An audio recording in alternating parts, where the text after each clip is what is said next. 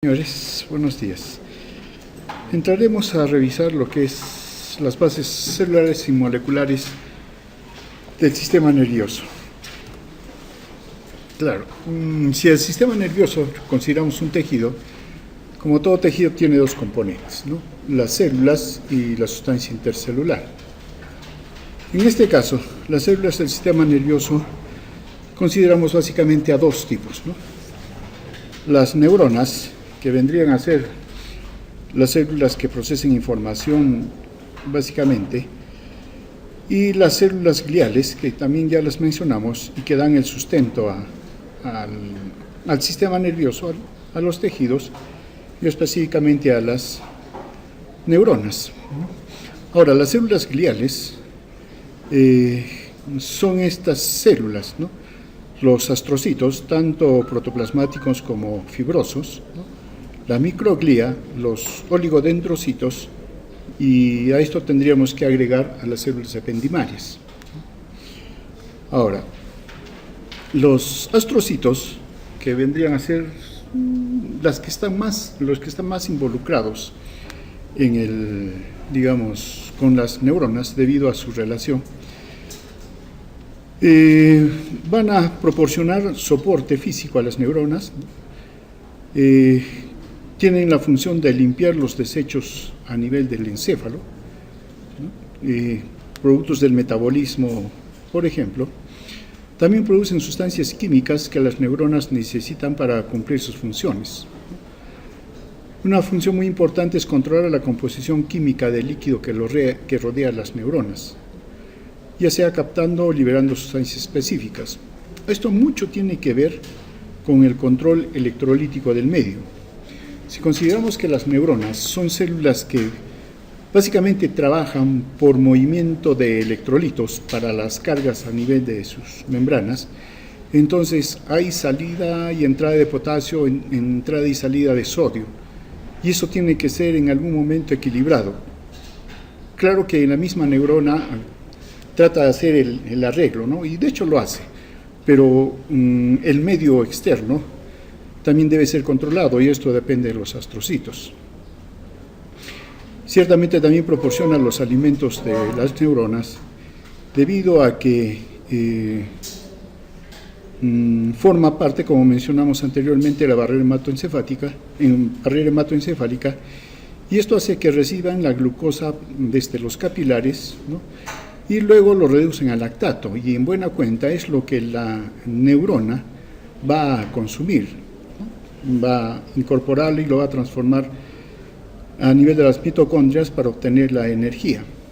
Almacena glucosa o glucógeno para que esté disponible en ciertas condiciones para el metabolismo de la neurona. Ahora, la neurona, como dijimos, es bien exigente, no acepta otras cosas, como otros tejidos que se pueden adaptar a otras fuentes energéticas, ¿no? Como cuerpos cetónicos, por ejemplo. Aunque un extremo, la neurona también puede hacer eso, ¿no? Rodean la sinapsis, ¿cierto?, para el control electrolítico, porque sobre todo a este nivel se dan los potenciales de acción y todo lo demás, pero también se da lugar a la liberación de neurotransmisores. Los neurotransmisores que logran alcanzar sus receptores y seguir con todo el efecto sobre las células postsinápticas, en realidad es muy mínimo. De un 100% que se libera el neurotransmisor, un 10% hará esa función, el resto se desperdicia prácticamente por difusión en el medio, y son los astrocitos quienes tienen que recogerlo a efectos de que no interrumpan la función normal de la neurona. También mediante fagocitosis se eliminan neuronas muertas, por ejemplo, sus detritos, y en ese lugar donde la neurona ya no ocupa campo, se forma un entramado ocupando el vacío y finalmente forma tejido cicatrizante, y esto sella el área, ¿no? Están los oligodendrocitos, que dan soporte a los axones a nivel del sistema nervioso central, y son los que producen la vaina de mielina, ¿no? Y que rodean a los axones. Es un oligodendrocito puede dar sustentación a varias fibras nerviosas, ¿no? Las rodea y a la inversa de lo que es la célula de Schwann, ¿no? Ahora, la mielina que forman los oligodendrocitos forman un tubo, rodean y protegen al axón, ciertamente. Ahora, pero deja lugares, digamos, libres, conocidos como los nódulos de Ranvier. Básicamente esto no solamente es de soporte a los axones, sino permite una conducción mucho más rápida, una conducción nerviosa mucho más rápida, ¿no? Las células de Schwann cumplen el mismo objetivo, pero a nivel del sistema nervioso periférico, ¿no? En ambos casos, lo que se forman se forman las vainas de mielinas con los espacios de Raynaud que permiten entonces la propagación mucho más rápida. Ahora, esto facilita facilita la conducción. Las neuronas o las fibras nerviosas no mielinizadas o amielinizadas conducen mucho más lento el impulso nervioso versus las fibras mielinizadas.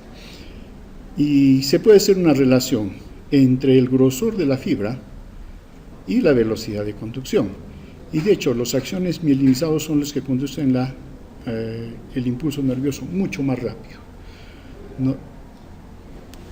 Ahora bien, como mencionamos, la función de estas envolturas, o la envoltura de mielina, no solamente es de soporte entonces, sino aumentar la velocidad de conducción.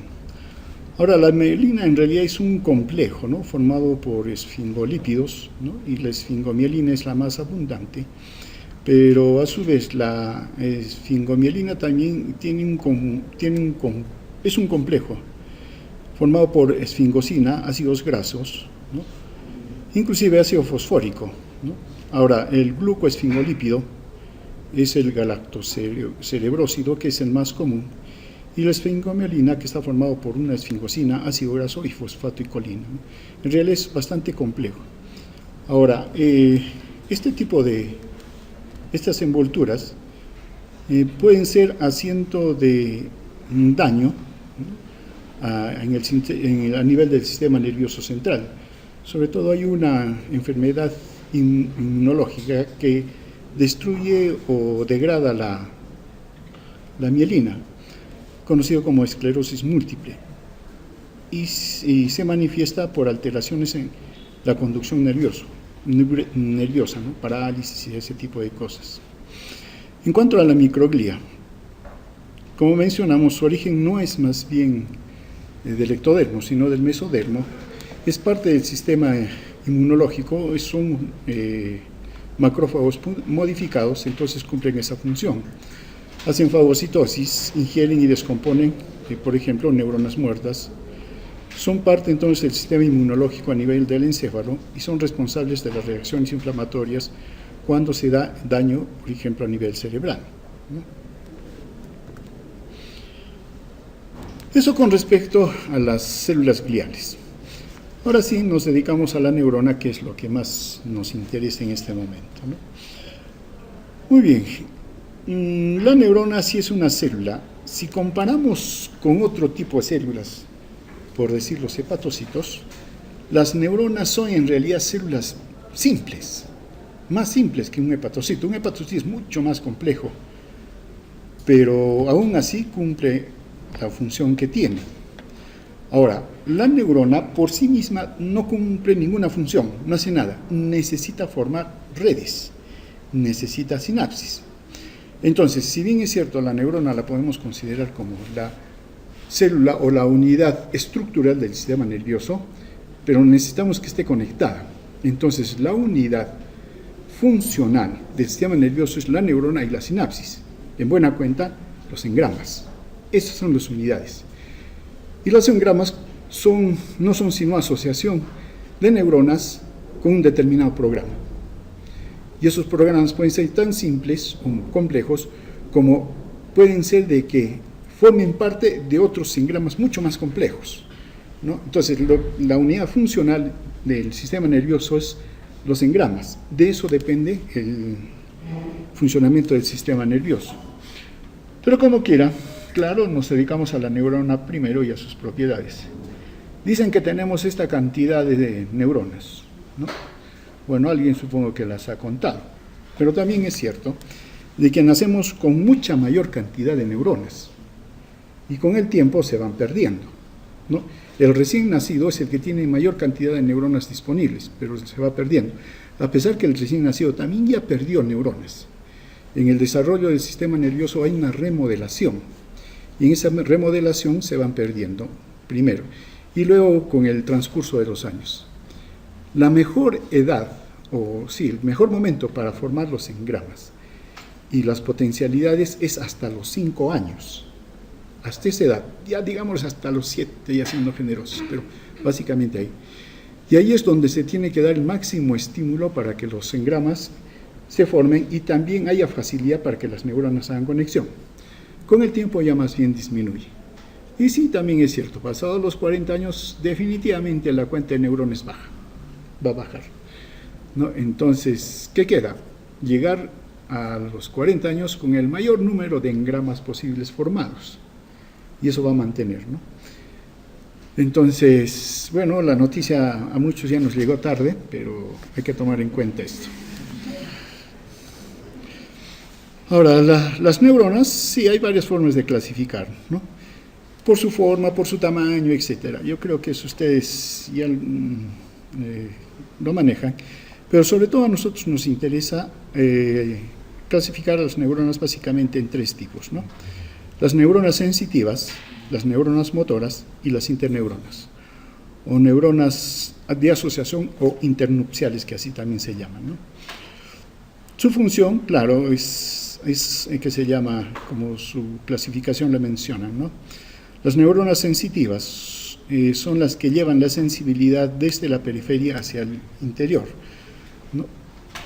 Las motoras, más bien, están localizadas, sí, generalmente a nivel del sistema nervioso central y más bien salen, llevando el impulso nervioso hacia afuera. Y las interneuronas que se encuentran en diferentes lugares, sobre todo, digamos, en los centros que llamamos de procesamiento, ¿no? Corteza, ganglios, etc. Ahora bien, en cuanto a su estructura, ¿no? Es la unidad, sí, de procesamiento y transmisión de la información del sistema nervioso, pero la neurona sola no, sino en cuanto hace sinapsis, ¿no? Y tiene cierta polaridad en su fisiología la neurona. Por un lado, tiene las dendritas, con las espinas dendríticas, que facilitan, digamos, el acopio de información o de señales de la periferia. O sea, hay un lugar entonces por el cual recibe señales que vendrían a ser las dendritas. Las espinas dendríticas permiten expandir la superficie de las dendritas a efectos de poder tener muchas mayores sinapsis y conexiones con otras neuronas, ¿no? Todas ellas, digamos, permiten la captación de señales. Está el cuerpo celular o soma, ¿no? También conocido como pericarión, que es el centro metabólico de la neurona. Allí se encuentra el núcleo y todo lo demás, ¿no? Luego está el cono axónico, que de él depende la respuesta que va a dar la neurona cuando es estimulada o inhibida, lo que fuese, y luego le sigue el axón, que son prolongaciones, uno por cada neurona, en este caso, dendritas puede haber una infinidad, y los botones y los axones más bien son únicos y salen y dan lugar a las fibras nerviosas eferentes hasta sus terminales axónicos, terminales axónicos o telodendrones, que también se le llama, ¿no? Entonces, hay un lugar por donde ingresa la información o las señales, y otra, señales serían, no información, y otras sería la de salida. Entonces, tiene esa polaridad por la que trabaja la célula. Ahora, 2 características que sí nos interesa mencionar de la célula. Una es de la célula de la neurona. Una, si es una célula, sobre todo, por ejemplo, las células motoras, son grandes, son enormes. Si consideramos la célula neurona motora de un músculo que está en la planta del pie, ¿se acuerdan de algún músculo de la planta del pie? Su cuerpo neuronal, o sea, la segunda neurona motora, se encuentra en el asta anterior a nivel sacro de la columna, Y si consideramos que todavía la columna no está a nivel sacro, sino a nivel lumbar 2, 3, entonces desde ese lugar hasta ese músculo es ese tamaño de una neurona, más de 1 metro inclusive en algunas personas. Entonces es enorme la célula y por lo tanto debe tener una estructura, un citoesqueleto que pueda mantener esa estructura. Y sí, las neuronas tienen eso. Y están formados por un citoesqueleto, ¿no?, con microtúbulos, filamentos intermedios y microfilamentos. Ahora, uno es para la estructura, ciertamente. Entonces, pero también lo otro que es importante, si consideramos que el pericarión o el cuerpo neuronal es el centro metabólico, muchos de los neurotransmisores y también sustancias metabólicas se producen en el pericarión, en el cuerpo.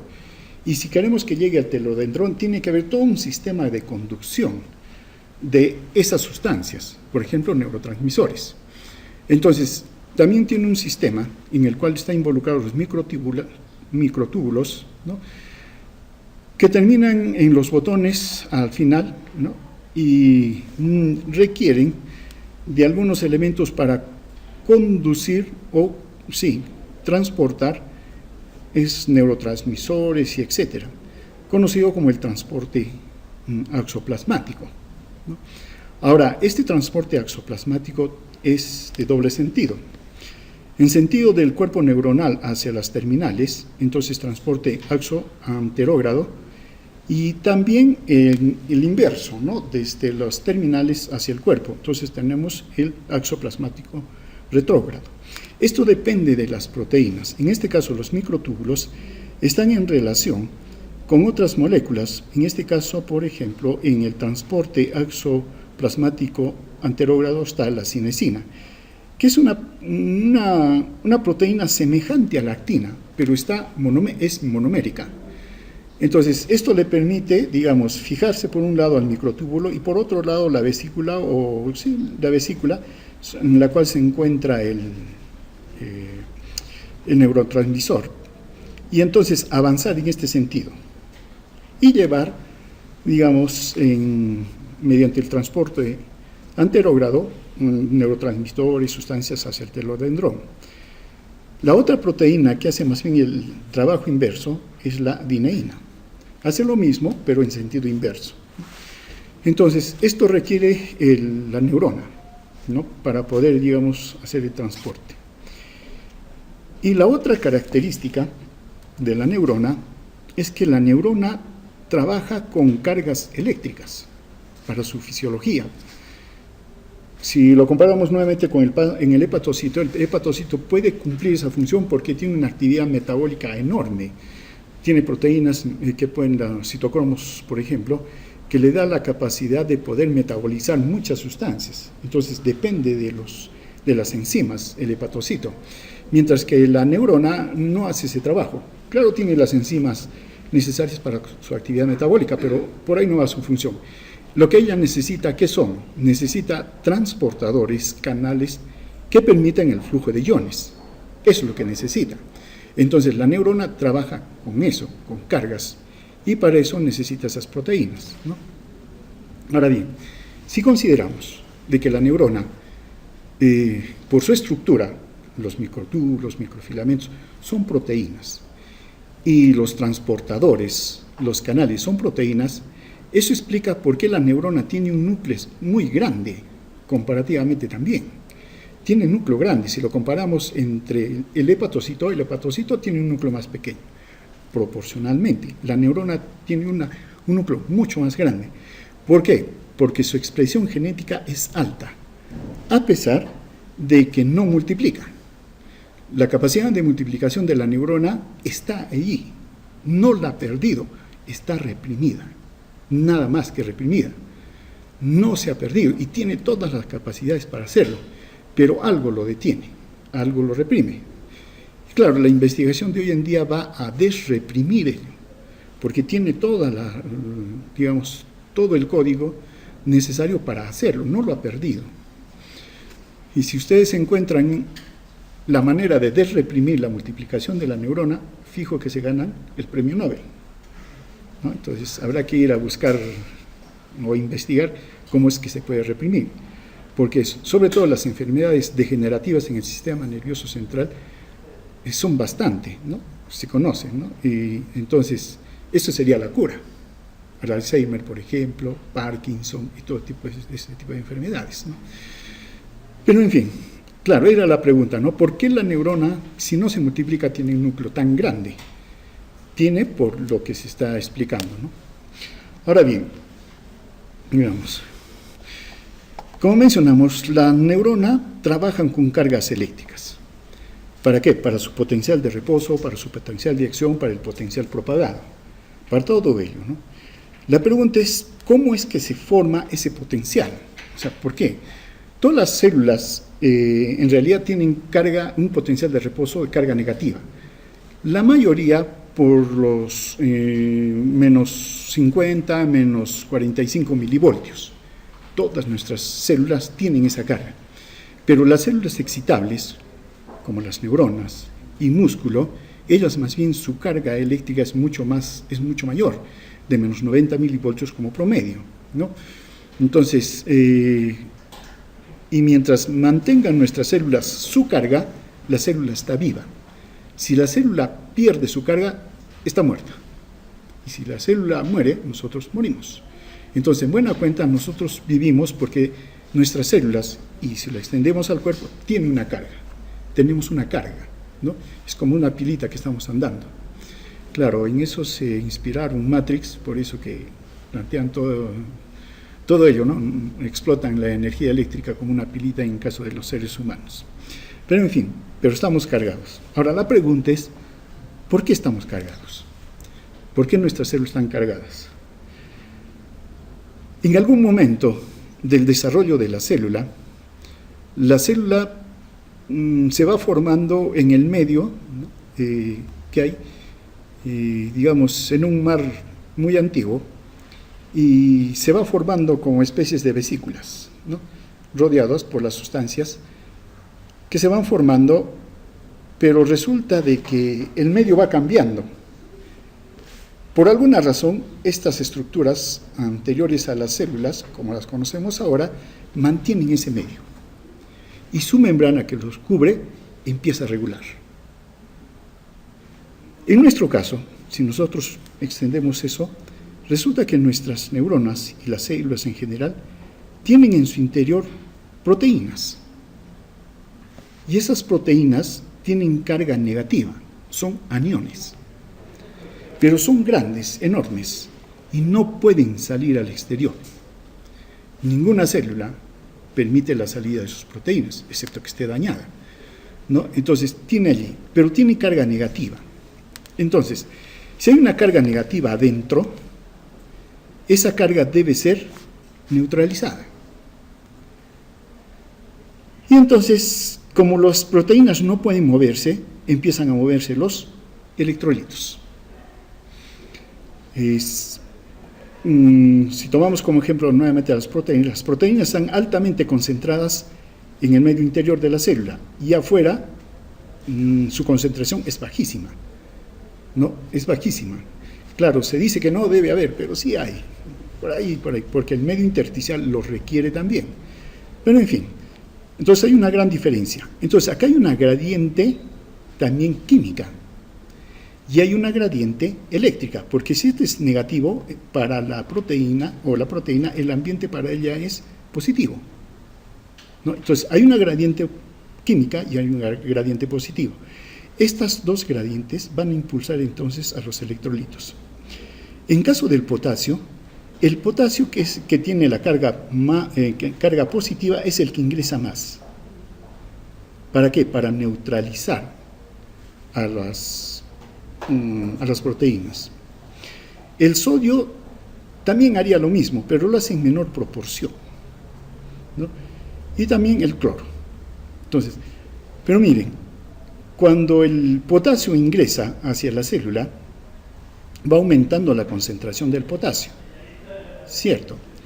Pero eso implica que ingresan cargas positivas y va aumentando la concentración de potasio y las cargas positivas.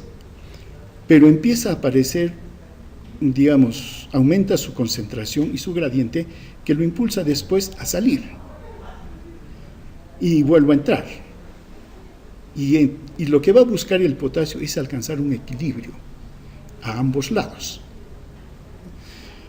Claro, si consideramos solo al potasio como ejemplo, si las concentraciones de potasio dentro de la célula fuera igual a la exterior, el potasio por sí mismo ya estaría equilibrado, pero no puede alcanzar equilibrio porque acá hay una carga negativa, y esa carga negativa lo atrae más todavía, y entonces por lo tanto no logra alcanzar su equilibrio, o trata de buscarlo, o en todo caso, si encuentra su equilibrio, va a ser a una concentración muy alta intracelular que en el medio externo.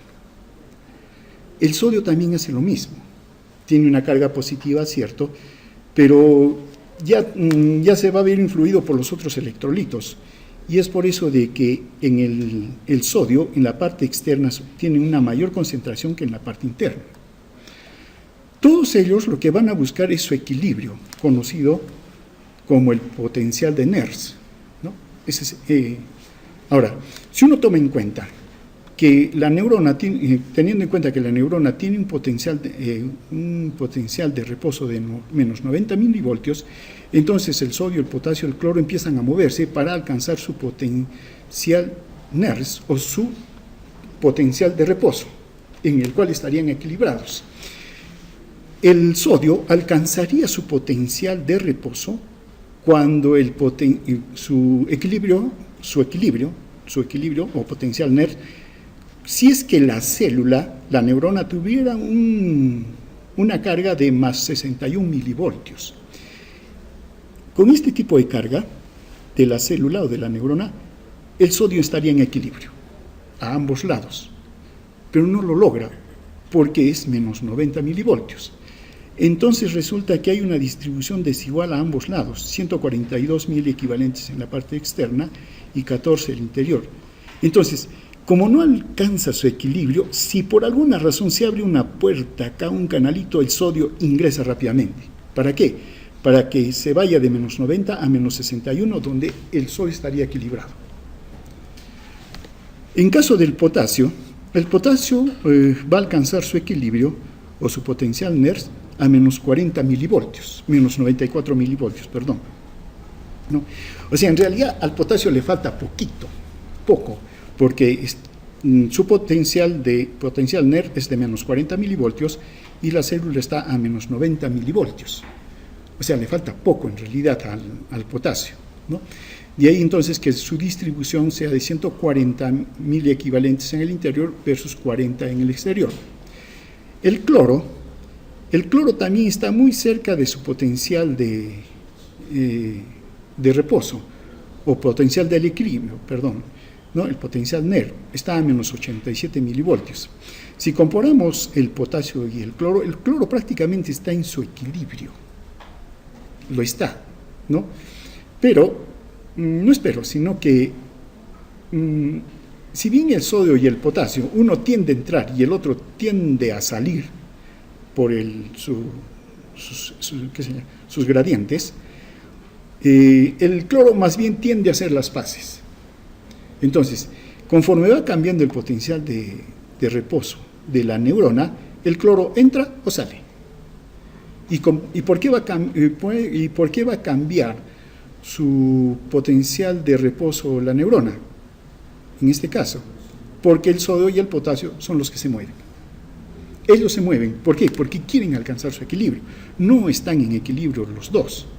Uno tiene que entrar y el otro tiene que salir. Y para que la carga en la célula no se modifique, el cloro es el que se mueve. Por eso dicen, es el que trata de hacer las paces, ¿no? En la lucha que hay en estos otros dos electrolitos. Entonces, ahora bien, pero uno se pregunta, ¿por qué no alcanzan su equilibrio? Por esta bombita. Porque ellos tratan de ir alcanzando su equilibrio, pero la bomba, ¿qué sucede? Ingresa el sodio, porque está buscando su potencial, Nernst, pero esta bomba la saca, o saca el sodio.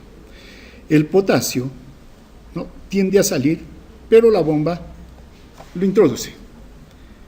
Es lo que está haciendo. Entonces, no alcanzan su potencial de reposo por esta bomba. No lo alcanzan. Y así está funcionando la neurona. Por lo tanto, si esta bomba no funciona, la neurona, sí se van a mover los electrolitos, sodio, potasio, y la neurona pierde su potencial de reposo. Y muerta la neurona. Entonces, en buena cuenta, la neurona depende de esta bomba, la bomba sodio-potasio ATPasa, para mantener su potencial de reposo. En condiciones normales, la membrana es impermeable a todos ellos, a todos estos 3 electrolitos, es impermeable. Se necesita que se abra algunos canales para que se pueda, digamos, pueda haber flujo. Entonces, si mientras se mantiene, digamos, estas características y la bomba está funcionando, la neurona funciona. Pero hay un detallito que es muy importante. A pesar que estamos mencionando de que estos electrolitos sodio, potasio, se van a mover a través de canales, en realidad, debido a su gradiente químico y gradiente eléctrico, el potasio está saliendo de la neurona continuamente, en cantidades pequeñas, pero sale. Continuamente está saliendo a través de canales. Y eso permite también que se mantenga el potencial negativo. Si ese flujo de potasio, lento, sostenido, pequeño, se detiene, entonces se acumula el potasio dentro de la célula y este potencial de reposo aumenta o disminuye. Disminuye, se hace menos negativo. Entonces, en realidad habría 3 condiciones, ¿no? Hasta 4, que mantienen el potencial de reposo en la neurona. 1, primero, las proteínas que tienen carga aniónica. Eso es 1. 2, el potencial de equilibrio que busca ser alcanzado por el sodio, el potasio y por el cloro, ¿no? Tercero, es la bomba de sodio-potasio ATPasa. Y el cuarto sería la lenta pero sostenida salida de potasio. Eso mantiene entonces el potencial de reposo de la neurona de menos 90 milivoltios. Claro, muy bien. Si el potencial de reposo aumenta, a eso nosotros le llamamos hiperpolarización. ¿Eso qué implica? Menos 90, menos 95, 100 tal vez, ¿no? Entonces, eso es. Cuando eso sucede, la neurona se deprime, no funciona. Entonces, una hiperpolarización para nosotros es depresión celular, depresión de la función de la neurona. Mientras que el proceso inverso, donde disminuye su potencial de menos 90, menos 85, menos 80, lo lleva a disminuir su carga y eventualmente despolariza. A nosotros nos interesa la despolarización porque es el mecanismo por el cual se produce el potencial de acción y el potencial propagado, ¿no? Entonces, tenemos eso. Entonces, ¿y eso de qué depende? Obviamente, del flujo de los iones, ¿no? Ahora bien, en algún momento la neurona va a dar una respuesta. O se activa o no se activa. Entonces, eso es el todo o nada de la neurona. Puede recibir muchas señales, positivas, negativas, lo que fuese, pero al final decide, ¿respondo? No respondo. No hay medias tintas, digamos, en caso de la neurona. Bueno, este es en el caso de estímulos de hiperpolarización, donde el potencial de reposo se hace mucho más intenso, ¿no? Entonces se deprime. En este caso, bueno, acá es una célula que tiene menos 50 milivoltios, y acá más bien están las que inducen despolarización. Este sería una despolarización, ¿no? Muy bien. Entonces entramos ahora al potencial de acción. Lo que hemos hablado está referido al potencial de reposo. Ahora entramos al potencial de acción. Pero como ya es hora, continuaremos mañana. ¿Listo? Muy bien.